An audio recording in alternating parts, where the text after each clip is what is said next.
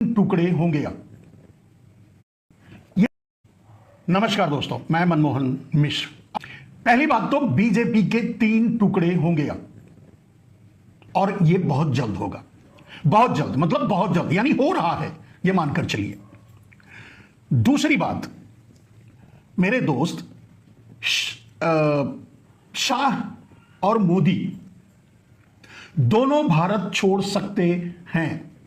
यह मेरा सवाल भी है, यह मेरा जवाब भी है और एक अध्ययन का विषय भी है, क्योंकि परिस्थितियां कुछ ऐसी ही बन रही हैं और ये लोग कुछ ऐसे ही हैं। जब भी कानून का सामना करना पड़ता है, गलतियों को भुगतने की बारी आती है, गलतियां सामने कानून के रूप में खड़ी हो जाती हैं, तब ये देश छोड़ देते हैं। देश की राष्ट्रीयता पर लात मार करके देश छोड़कर भाग जाते हैं। इनका यही है डीएनए। बताने की जरूरत नहीं, आप खुद समझते हैं, खुद जानते हैं। अगर आप देखेंगे कि भारत लूटकर और छोड़कर भागने वाले जितने भी हैं, उनमें से 80% इनका ही डीएनए है, तो आप अंदाजा लगा सकते हैं कि यह भी संभव है। मोदी और शाह भारत छोड़ सकते हैं।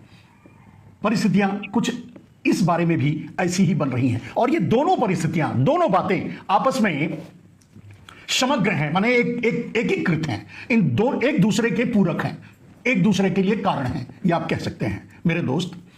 तो बीजेपी के 3 टुकड़े कैसे होंगे, पहले ये समझिए। एक तो आरएसएस लेड बीजेपी। जितनी आरएसएस ने जितनी इंसर्टिंग की है, ओरिजिनल बीजेपी जो पहले थी, उसमें आरएसएस ने जितनी इंसर्टिंग की है, जितने लोगों को इंसर्ट करवाया है, इन करवाया है, या मतलब घुसाया है, या आरएसएस के जितने लोग घुसपैठ किए हैं बीजेपी, वैसे तो बीजेपी आरएसएस की ही है, लेकिन सिर्फ आरएसएस की नहीं, पूरे देश की है। आरएसएस का समर्थन न रखने वाले, आरएसएस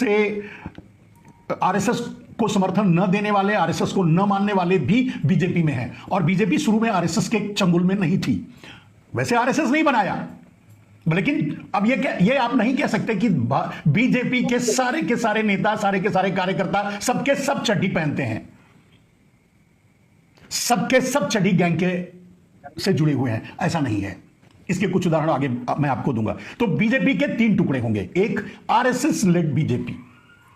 आरएसएस के द्वारा जो बीजेपी में लाए गए हैं, वो किसी भी कीमत पे